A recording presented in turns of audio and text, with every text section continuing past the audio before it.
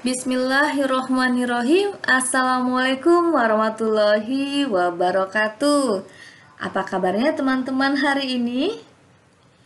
Masih bersama Miss Soraya. Pada pembelajaran IPS kelas 7 kali ini, kita akan mempelajari tentang kegiatan ekonomi.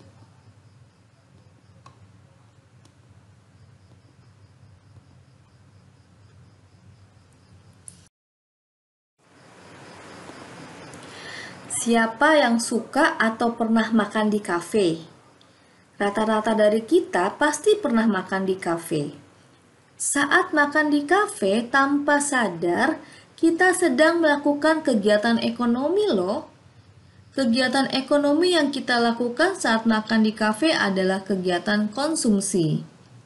Selain kegiatan konsumsi, ada juga kegiatan produksi, kegiatan distribusi, dan seperti di awal adalah kegiatan konsumsi.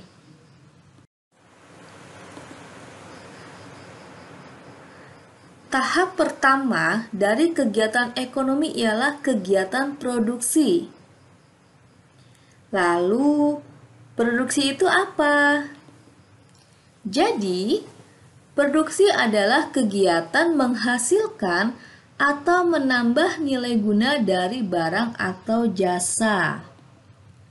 Maksud dari nilai guna di sini adalah suatu barang jadi lebih berguna jika berubah menjadi barang lain.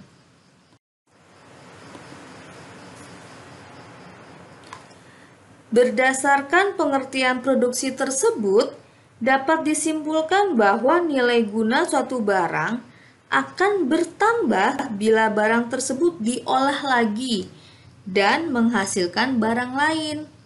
Setiap barang memiliki nilai guna yang berbeda. Perbedaan nilai guna tersebut dapat dilihat dari nilai guna bentuk, yaitu suatu barang akan memiliki nilai guna apabila telah mengalami perubahan bentuk. Contoh perubahan tersebut antara lain, kacang kedelai akan memiliki nilai guna lebih tinggi apabila dirubah atau diolah menjadi tahu atau tempe. Perubahan nilai guna tersebut akan mempengaruhi harga dan manfaat barang tersebut. Harga dan manfaat dari tahu atau tempe lebih tinggi dibandingkan dengan kacang kedelai. Nilai guna tempat. Nilai guna suatu barang akan lebih tinggi karena perbedaan tempat. Misalnya, pasir akan bertambah nilai gunanya kalau dibawa ke toko bangunan. Nilai guna waktu. Nilai guna suatu barang akan bertambah apabila barang tersebut digunakan pada saat yang tepat. Misalnya, jaket digunakan pada saat kita kedinginan. Payung kita gunakan pada saat hujan atau panas. Nilai guna barang tersebut akan bertambah kalau kita menggunakan pada saat kita membutuhkannya. Nilai guna kepemilikan. Nilai guna barang akan bertambah apabila barang tersebut telah berpindah kepemilikannya. Misalnya, sepatu di toko belum memiliki nilai guna dan akan memiliki nilai guna kalau sepatu tersebut dibeli oleh seseorang dan kemudian dipakainya. Selanjutnya kita akan membahas tentang produsen.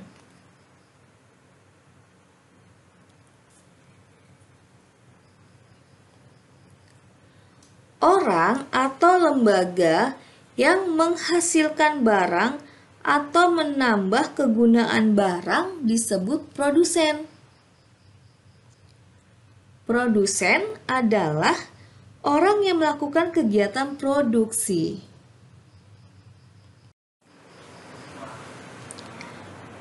Untuk melakukan produksi, seorang produsen harus ingat tentang 3 hal, yaitu what, barang-barang apa saja yang akan dihasilkan, dan bahan-bahannya apa saja.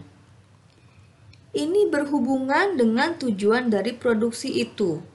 Tujuan produksi adalah untuk menghasilkan barang produksi atau barang konsumsi. How? Bagaimana memilih faktor-faktor produksi untuk memproduksi barang harus dipikirkan oleh seorang produsen. Karena ini menyangkut tenaga kerja, modal, dan bahan baku dengan tujuan memproduksi barang atau jasa yang berkualitas dengan harga jual yang murah. Whom? Kepada siapa barang produksi tersebut akan didistribusikan? Permasalahan yang ditimbulkan bukan sekedar bisa menghasilkan barang, akan tetapi barang dihasilkan harus diterima oleh masyarakat. Untuk itu, seseorang pengusaha perlu mengadakan promosi agar barang hasil produksinya dikenal dan disukai oleh masyarakat.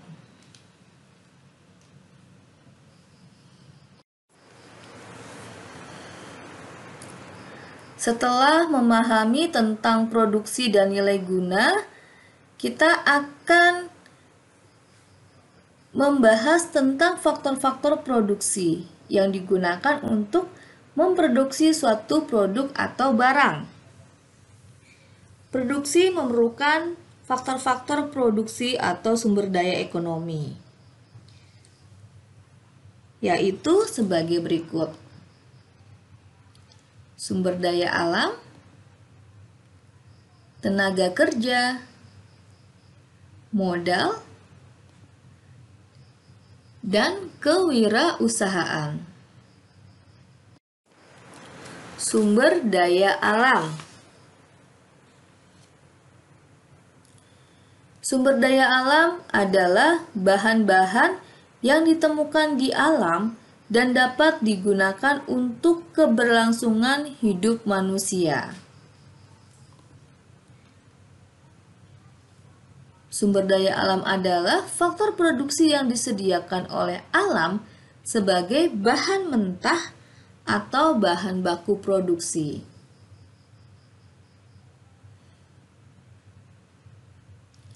Contohnya adalah tanah. Tanah sebagai sumber daya alam dan manusia dapat menggunakan untuk lahan pertanian, pabrik, perkebunan, peternakan, tempat untuk usaha, dan lain sebagainya. Hutan. Hutan dapat menghasilkan bahan mentah kayu. Barang-barang tambang seperti emas, biji besi, minyak bumi, dan gas alam. Air.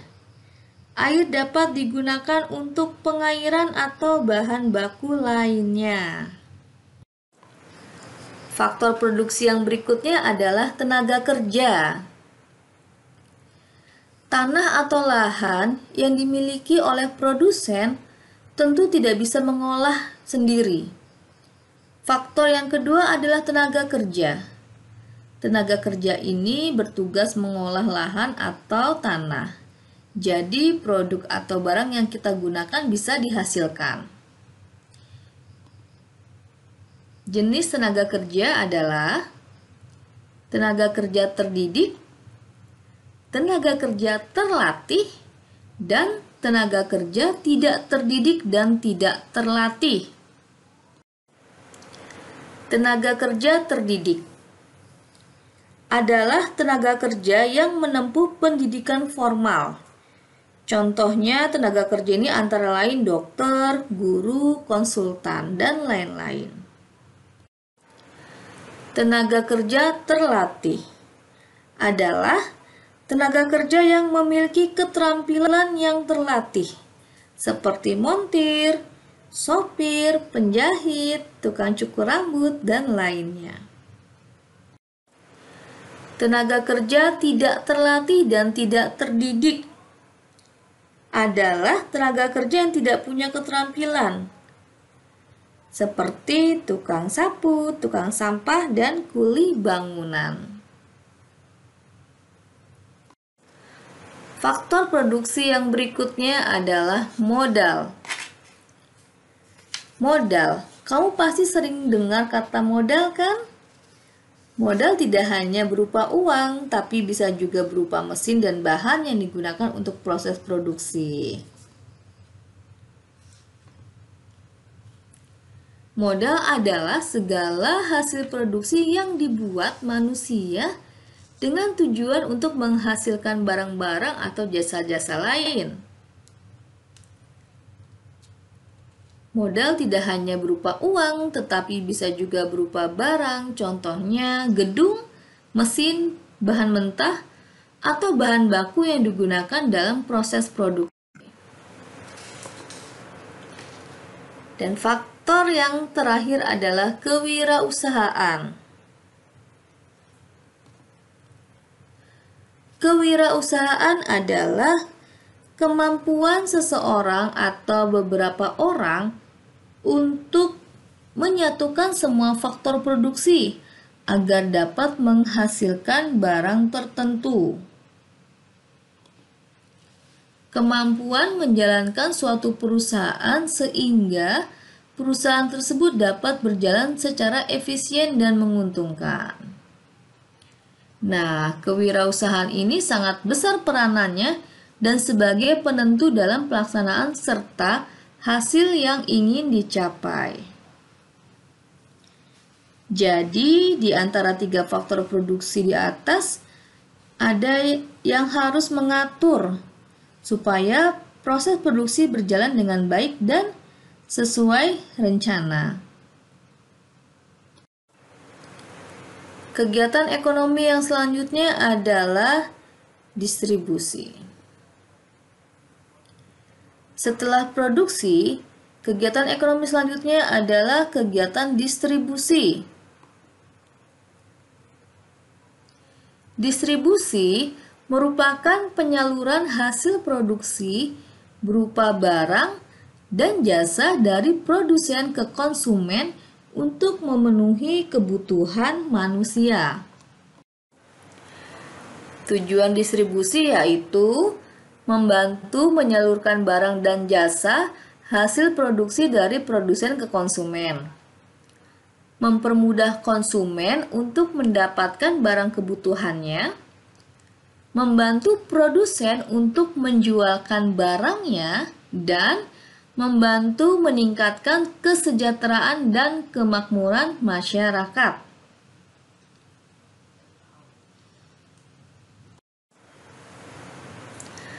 Dalam mencapai tujuan distribusi, ada beberapa cara atau sistem yang dilakukan agar barang sampai kepada konsumen. Cara tersebut antara lain adalah distribusi langsung. Adalah distribusi barang atau jasa tanpa melalui perantara, sehingga penyaluran langsung dari produsen kepada konsumen. Contohnya adalah pedagang sate langsung menjual barang kepada konsumen.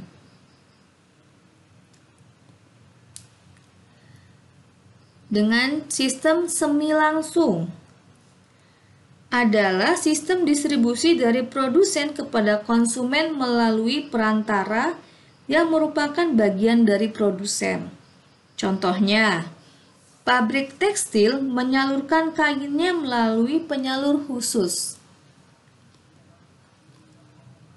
Dan yang ketiga, distribusi tidak langsung adalah sistem distribusi dari produsen kepada konsumen melalui agen, grosir, pedagang kecil yang bertindak sebagai pedagang perantara.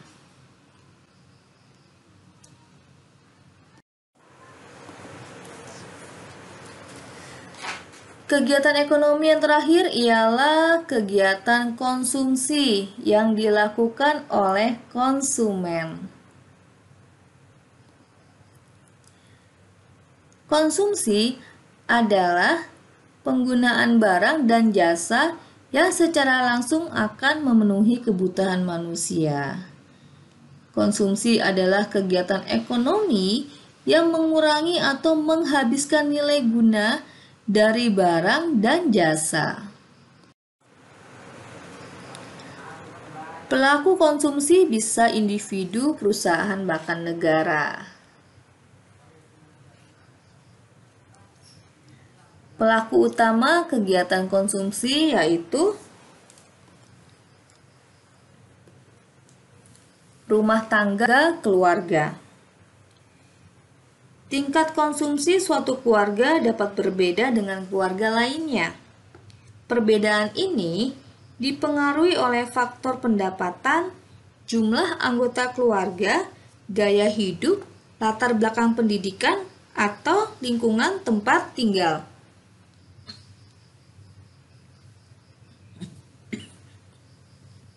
Setiap rumah tangga berupaya sedemikian rupa dalam upaya untuk memenuhi kebutuhan. Setiap rumah tangga sebaiknya selalu menyelaraskan antara tingkat pendapatan dengan tingkat pengeluaran. Rumah tangga keluarga sebaiknya membuat perencanaan pengeluaran dengan menyusun anggaran pendapatan dan belanja keluarga agar tidak terjadi kekurangan pembiayaan. Yang kedua adalah rumah tangga perusahaan. Perusahaan merupakan tempat berlangsungnya proses produksi. Pada saat memproduksi barang, perusahaan ini memerlukan bahan baku, tenaga kerja, dan modal. Pada saat perusahaan ingin menghasilkan barang atau jasa, maka perusahaan menentukan bahan baku, mesin, dan jasa tenaga kerja. Perusahaan dalam hal ini bukan hanya melakukan kegiatan produksi, akan tetapi juga menggunakan bahan baku, tenaga kerja, dan modal dalam proses produksi. Dan yang ketiga adalah pemerintah. Pada dasarnya sama dengan perusahaan. Pemerintah atau negara bertindak sebagai produsen sekaligus sebagai konsumen.